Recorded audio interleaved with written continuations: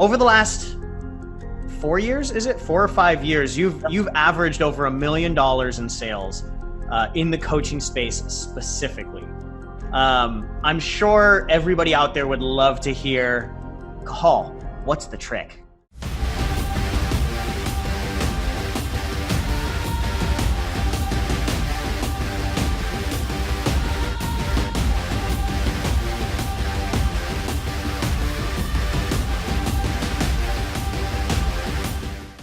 All right. Hey, how's it going, everybody? Zander Fryer, CEO and founder of High Impact Coaching, best-selling author here with the one, the only Cathal Walsh, who's actually the head of our business strategy at High Impact Coaching. Cathal, how you doing today? Good, man. Good. Really good. Beautiful. Welcome to the High Impact Coaching podcast and live show. So today we're going to be talking about, how to sell $1 million a year in coaching services with Cathal. So Cathal over the last 4 years has averaged $1 million a year in coaching services sold over the phone specifically.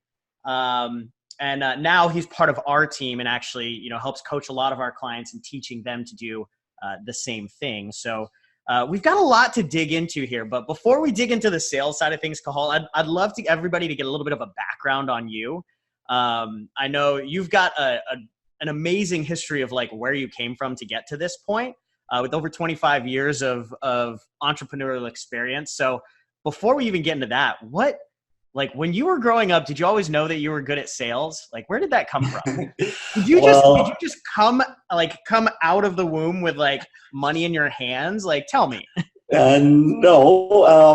Actually, as you know, I grew up in Ireland, and my dad was a professional salesman, and really in the traditional sense. He was a traveling salesman in a way. He would leave every Monday morning with his sample cases and head down the country, and he sold jewelry to retailers and so forth. So, I always grew up looking at selling as being most people look at their parents as hey, this is an awesome thing that my dad does. He sells, right? So it wasn't until I got a little older that I realized that not everyone has that same belief system around salespeople and selling. They're not superheroes. You're like, why are other people saying this about my dad? It's it was kind of weird. So yeah, I definitely had a very different early exposure to sales, and also,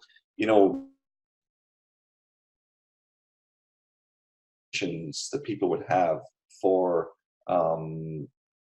anything is just enormously valued, and conversation. So the approach to selling that I was exposed to from my dad was very much around relationship building and having conversations.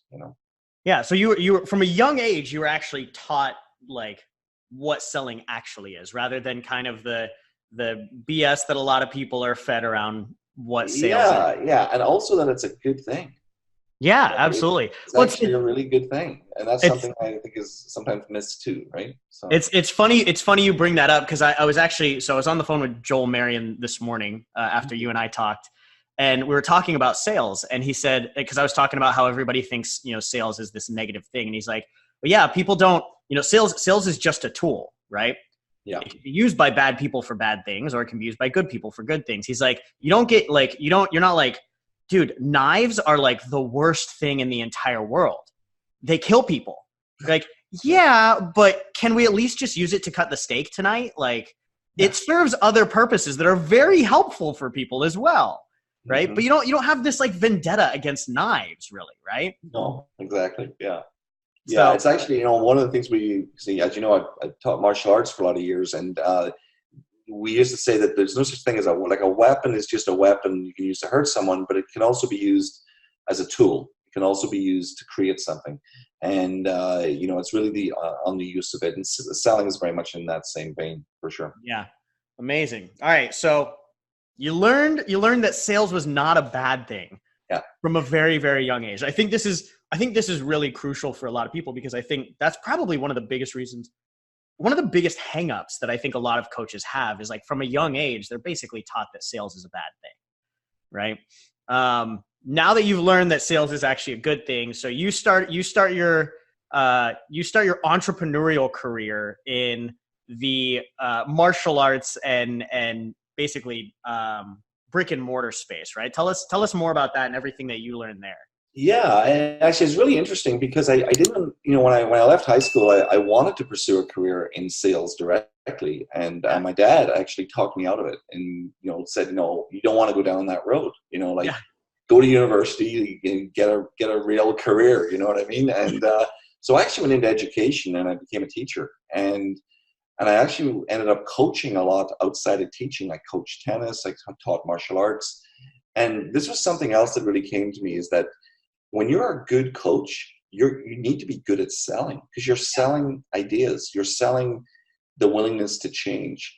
And so having good sales skills makes you a really good coach. A better coach, yeah. A better coach, yeah. So I really spent a lot of time coaching, like I say, tennis and then coaching martial arts and got to a point where I had that other side of me that wanted to have the business side of it grow. So I did start martial arts locations. I ended up with 3 bricks and mortar locations, and then I had some licensed locations locally as well as in other provinces in Canada, and just developed that over 20 years while maintaining my career in education as I went along. So yeah, kind of doing double duty as many coaches do when they're growing their coaching business. I didn't know that you were doing both at the same time, man. That's pretty impressive. Yeah, I was 20 years in education as a principal, as a school principal and teacher, and I also had my chain of martial arts schools going concurrently. So from school principal to sales badass.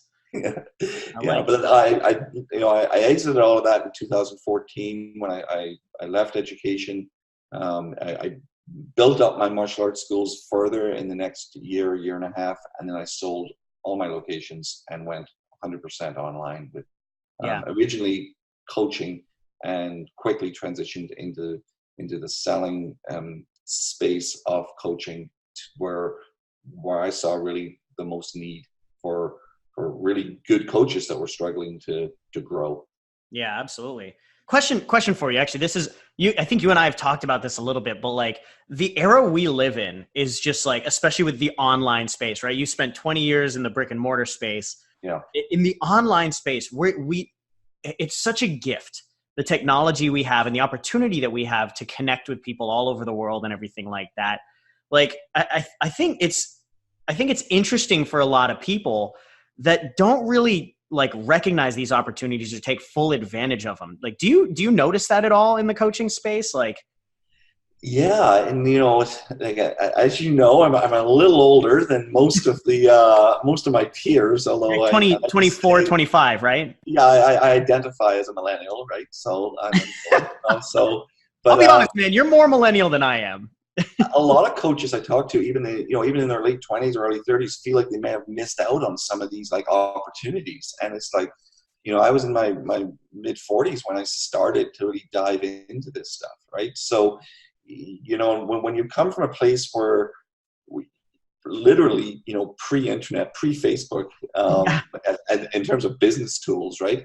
You definitely have developed an understanding and appreciation for putting in the work and the diversity of marketing and so forth to bring your audience to you, and those that principle transfers into the online space. But you're right, the ease at which we can attract clients, especially organically with the systems like what we're doing with high impact coaching, like, wow, what a game changer for building your business. Well, I think about like the way that your dad had to build his business, like literally had to walk from door to door. Yeah, exactly. Like, think of the vulnerability that takes compared to like us doing this Facebook Live right now. Yes. Right? Like, this is so easy and so simple. Like, you're up in, Vancouver, Victoria, Canada, right? And I'm in San Diego, and we're able to just do this. Like, we didn't have to like meet up somewhere in the middle and walk door to door and find every coach on the block or something like that. Right? Yeah. Like, it's amazing to me. Yet everybody will come up with reasons like not to do this stuff, but it's so like it's so much less invasive than what you used to have to do to have your own business. Yeah. And I think in some ways it might even have kind of softened or weakened the resilience and the resolve to make things happen. Like we are now like. Did you just call me weak? Not at all, Zander. No, I've seen the guns. It's good. Yeah. The just that expectation that comes with, hey, you know what? Like, I have a website. Why aren't people just coming to me now? I've done my part. I've posted on Instagram. Why aren't clients coming to me? And just that little extra resilience to keep at it and be persistent with the right actions is something I think is really important. I think that's huge. And I know we haven't even gone to like the sales stuff yet, but like, I think what we just hit on might be, in my opinion, one of the biggest like hindrances in people building their coaching business. And it's exactly what you just mentioned. It's like, we've created weak entrepreneurs, frankly, right? Because there's such a low barrier to like actually start to do this stuff that nobody's willing to actually just do the things that you need to do. Like, it's a Facebook Live, or it's putting yourself out there. It's just a tiny little bit compared to like having to walk door to door for an entire day to sell jewelry out of briefcases or something. Yes. And that takes serious resolve. That takes serious commitment. Right. But now I think it's such a low barrier to entry that a lot of people just don't have that commitment, maybe. And in all fairness, like, we get a lot of messages that you don't have to work hard and you don't have to put in that time. Like, we get the instant success messages coming at us through internet marketing that, like, hey, do this in 30 days, you'll have this, right? And so the expectations have been skewed as well in terms of what it really takes to build a business, what it really takes to build a successful, sustainable business. The single page sales funnel that netted me 7 figures in 27 minutes. Yeah, right? Exactly. Yeah. It's interesting. I love that so far, by the way. So over the last 4 years, is it 4 or 5 years, you've averaged over $1 million in sales in the coaching space specifically. I'm sure everybody out there would love to hear. And I'm as a sales guy, right? Like, I will ask this question, probably knowing the pushback and the answer that you're going to give me is, Cathal, what's the trick? How do you do it? What's the silver bullet to sell 7 figures? There is a silver bullet, actually, I believe, but it's not what most people, I think of. It's I think it's just consistency. I think that, and I'll explain what I mean by that. Like, consistency in doing the same thing repeatedly, so you can get first good at it, and you can make very, very subtle iterative changes to your growth. What I see from a lot of coaches is they keep changing what they're doing. Like, they change their offer, then they'll change their delivery of the call, like what they say on the call. And in fact, they may do 10 calls in a row, and they'll do all 10 of them differently. And the challenge with that is that even if they get 1 or 2 successes, or they get 1 or 2 that really bombed, they have no idea of why. And so they can't take proper feedback to adjust and create that system or that structure. So consistency is so important, and being willing to take the time to like, we have a framework in high impact coaching. If clients don't deviate from that, like, if they actually do that, we know predictable certainty what the results are going to be. So it's that temptation, and this is where I think coaches really struggle, is they want to make it their own, which is good. You want your personality coming through, but you can't deviate from what works. So staying consistent is a huge part. And the other part of that, I think, that's linked to it is, most coaches don't know their numbers. They don't actually know the data behind what they're doing. So it's hard for them to assess what's working and what's not. So if they're not tracking all of their conversations, if they're not tracking all of their, calls and the results of those calls and the timelines that are happening to enrolling and so forth, they might be doing better than they think or worse than they feel, and not even be aware of it. So, these are some of the elements I see are most common, is related to consistency. Yeah. Well, you hit on a couple of things there that like really struck a chord with me. I remember we had one of our clients, that was making, she was in the health coaching space, and she was making like $2,000 a month. because she was charging like $200 a month for her services or whatever. And I remember the first month that she first started working with us, she hopped on a call with me and she goes, Zander, no, like nobody can afford you. You asked me to increase my prices and nobody can afford the new prices. Right. And I was like, what do you mean nobody can afford the new prices? She's like, everybody's saying that it's too much money. Right. And I go, okay, so how many clients have you gotten on consultation calls? And she goes, 12 last month. And I go, how many enrolled into your new 3K service? And she goes, 4. And I go, wait.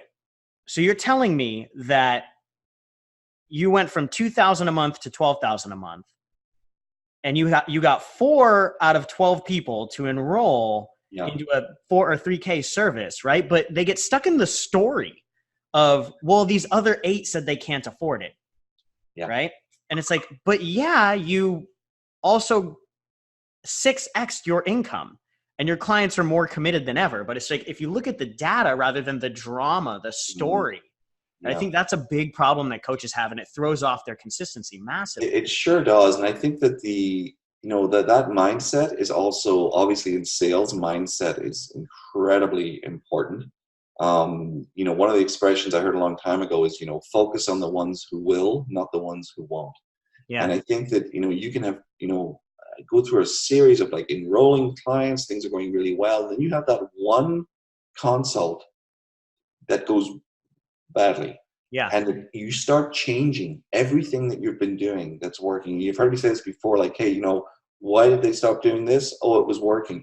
So they stopped doing it because they had one event or one set of feedback, often even from someone who's not even a client, gives them feedback like you're charging too much, or, you shouldn't do this or that. And they change based on that one emotional exchange, and it takes them off the track that was working, that was building their growth.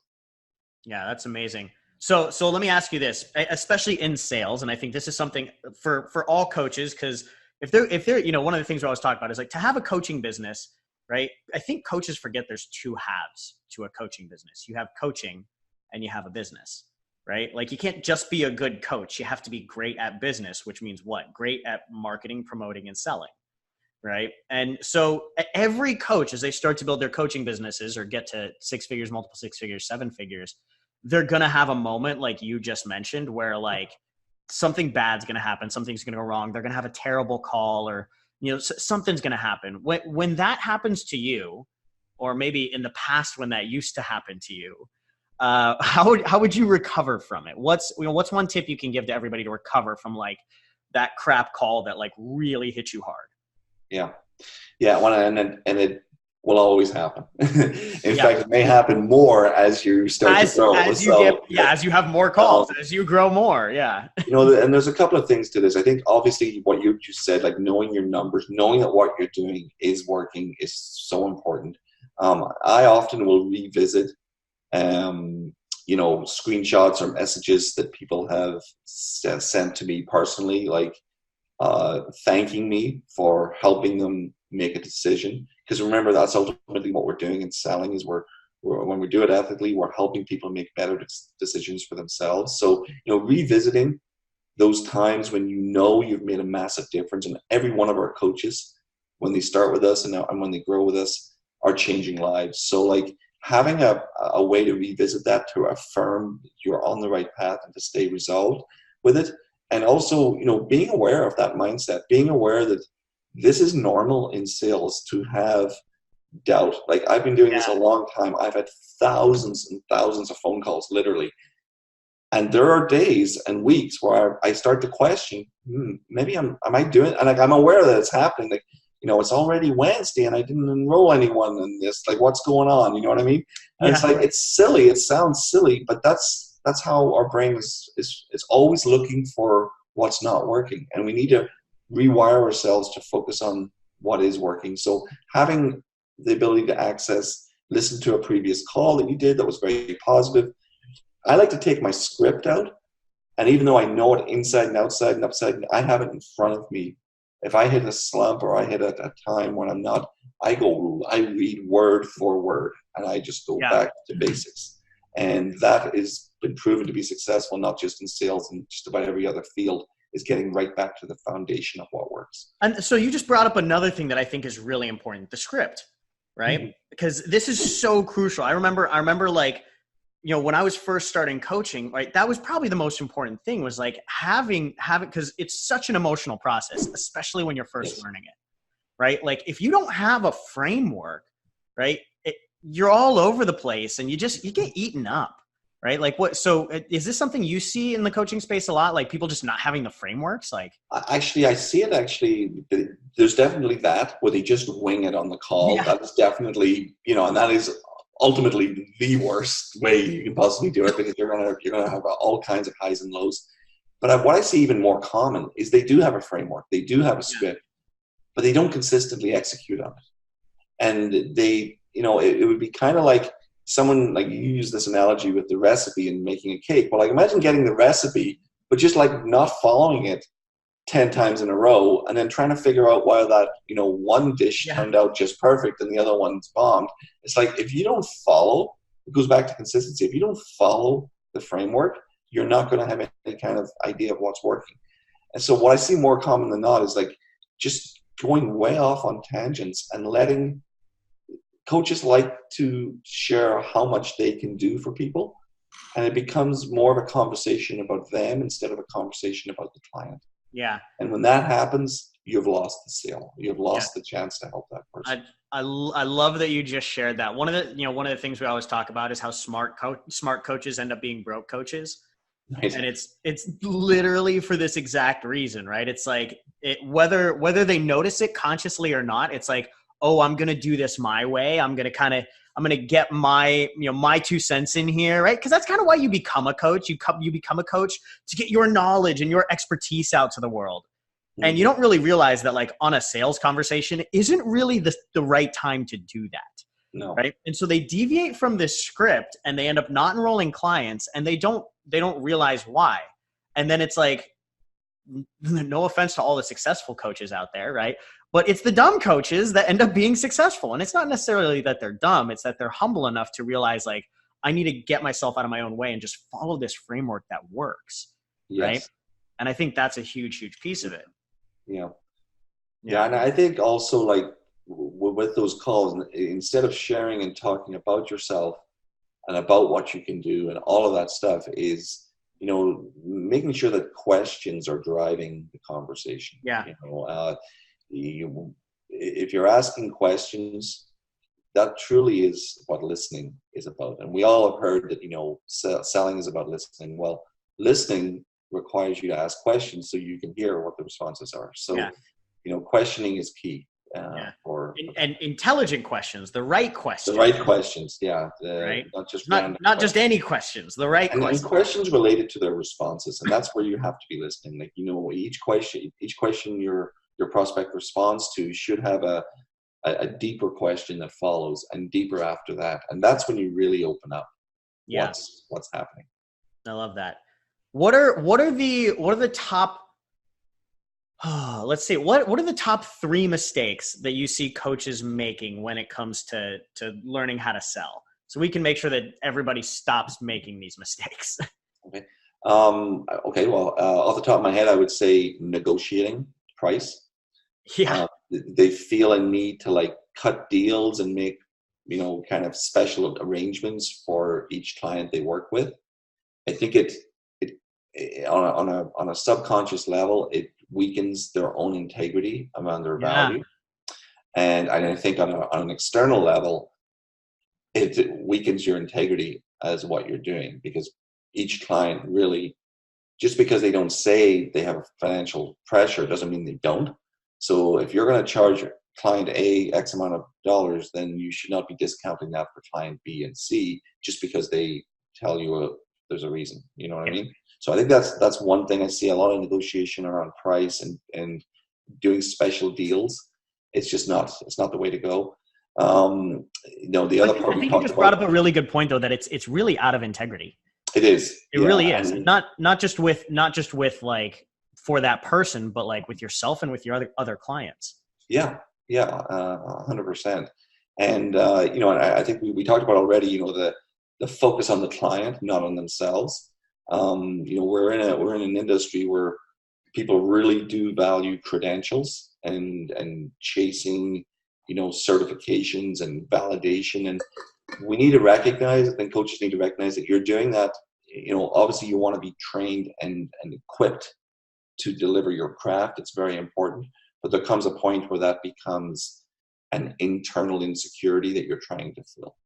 And that can, when that comes out in the conversation, in the sales conversation, where you're trying to move the client to decision based on your years of experience or based on your credentials or where you went to get your health coaching or your life coaching or whatever certificate you have, again, you've lost that connection with the client. Yeah. It's shifted. Well, I love what you just said around, like, that's really like, you're not trying to convince them that you're qualified. You're trying to convince yourself. Yeah, you really are. And it's, I swear I'm good enough. I swear I can do this. Yeah, there's definitely that. And, wow, there's so many other things, but I think that in large part belief is a huge part in it. Like actually believing that this is something that you can help people with. And that will, if you really have that belief that this is going to work and that you're strong in that mindset and you're strong in that conviction, you won't take the shortcuts and you won't undersell yourself and you won't undervalue what you offer. And you'll actually really help people on a wider scale. The bigger thing I see is that, coaches have very low expectations sometimes on what they're capable of and what their potential is to help people. And they'll often justify it as being, hey, I don't want to be I don't need to make a whole lot of money. I don't need to be super successful. I just want I would do this for free because I love doing it so much. Yeah. I just want to work with 10 clients and, maybe make $5,000 a month. And, that would be super good for me. And it's really just like a protection thing they're doing because ultimately they want to help a lot more people than that. Yeah. But they recognize that to do that, there's going to be a value exchange, which means they're going to make a whole lot more money, which they are not comfortable with because they've associated that in some way with being disingenuous or selling out or whatever. Selling out. Yeah. And I think there's something that you kind of subtly hit on there as well. It's not even just the belief, just the belief of of themselves and their value, but you subtly mentioned, that the belief that when you have someone pay you, they actually get better results. They get more value from you, right? So, I learned this when I first started my coaching business. One of my mentors said, Zander, one of the things you have to learn is people who pay you pay attention. Yeah. Right? People who pay attention. And we've found this over and over and over again. We've had clients with $300 services that 10x their price to $3,000. And they've been doing it for 10 years. And then all of a sudden their clients get better results. It's the same service, but their clients are getting better results, which is crazy, right? But the only variable that changes is they paid more. So they were more committed. So they actually took the actions they needed to take. And I think when you shift that belief as well, you start to realize that I'm not actually charging money for me. I'm charging money for the other person, which is really, really weird to think about. But it's like when you shift that belief, a lot of things change. Yeah, the relationship between the investment that people make and the results they get is undeniable. And we've seen this in the health and fitness space especially, is with discount gyms. Look at Planet Fitness, as an example, $10 a month memberships or whatever. What kind of results are people getting? Yeah. In that environment, in that experience, right? So there is a relationship. It's very, very significant between the investment people make and their results. Is it weird that as soon as you mentioned that, I had the scene from Dodgeball in my head with Average Joe's and then Globo Gym on the other side? I'm not knocking Planet Fitness. I think they do a really great job of helping other coaches position themselves as a better option. So I'm not knocking them. I think they play a role in the ecosystem, That's too good. That's too good. I love it. All right. Last question for you. This is probably one of the questions that I get the most when people are asking me sales questions. So I have to ask it to you. Cathal, how do you respond to the money objection? Well, first thing is, I always, when I get asked this question, I always respond this way. Well, first of all, you need to separate out objections from complaints. Okay. So, a good example is people complain about the price of gas or the price of milk or whatever, commodities that are out there. But when you're on a long distance, road trip and someone says, man, look at the price of gas. You don't say, well, look, we're going to this destination. Let me tell you why we need to stop and get this gas. Like, it's just assumed that you're going to fill up and continue your journey. You're going to do it. Yeah. So one of the things that will probably overcome that objection, at least a third of the time, is not trying to overcome that objection, not even treating it like an objection. If it comes up multiple times, perhaps it is, but generally speaking, when someone laments about the price or the investment, it's not a no, and it's not an objection. What they're saying is that I need to figure out how to pay for this. And then maybe that's what you need to focus on, as one thing. But, with all objections, Zander, as you know, if you're dealing with a lot of objections at the end of the call, the end of the consult, whether it's money or other, you've likely missed steps along the way to resolve those.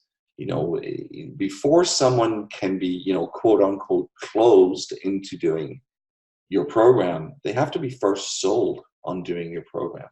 And I see that as a disconnect sometimes, where people are trying to overcome objections when the person hasn't been sold. They haven't actually been sold on that this is the thing that they want to buy yet. So you need to step back and realize that is that what's happening? And there's one question you can ask that will help you know and give you a bit of a litmus test or a barometer of how well you've done with your consult before you get there. And you simply ask them, before you talk about price or investment or anything, you simply ask them, does this sound like what you need? Yeah. The simple question.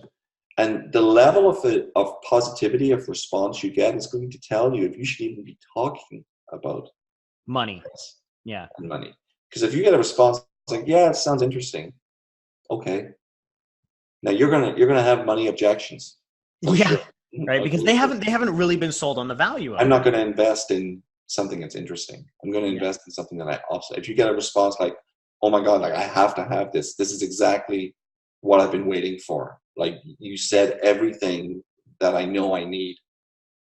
You're not going to get a money objection. You might have to get a money complaint, maybe. You might get a money complaint, but maybe not even. But so I think that's, sometimes we focus on the wrong things, right? And I think that when you heard the expression, obviously we all have, what you focus on expands. And I find with so many coaches, if they're focused on overcoming objections as improving their sales, they're focusing on the wrong things. Yeah.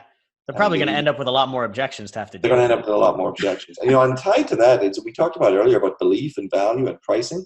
If you in your core don't believe you should be charging more money and don't believe that,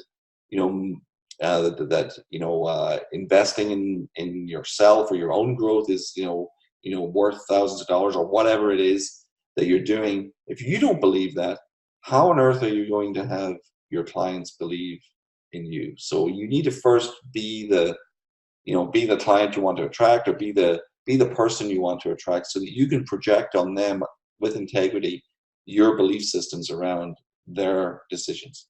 Yeah. That's amazing. I think that's a good note to close out on, Cathal. Right on. Any last piece of advice, last tidbits you want to give everybody before I let you go? I think that the best advice I would give is that I know coaching and entrepreneurship can feel like a really lonely, isolated thing to be doing. And you don't have to do this alone. Like, there are models out there. There are, mentors and coaches out there that can help you get to where you want to be, with greater speed and also greater effect and impact. So you don't have to go it alone. Yeah. You can be part of a community that can really help you, and you don't have to figure things out by yourself. It's being done. Success leaves clues is the test, right? So, Beautiful. Thank you for that, Cathal. I want to thank everybody out there who's watching this live. Thank you guys for tuning in live. For everybody that's listening in on the podcast, if you want to catch this live next time and join in for more of these interviews, go ahead and go to zanderfryer.com/FB group. And for anybody out there that wants our model, the high impact coaching system to help you build a profitable coaching business in the next 90 days, go ahead and go to zanderfryer.com/apply, and we'll schedule a 15-minute call with you to kind of dig in where you're at, what's working, what's not working, and see what you need to focus on to get yourself moving forward and actually, to that full-time income and above. So thanks again, Cathal. Really appreciate it. Thank you guys all out there, and we'll catch you on the next episode. Cool.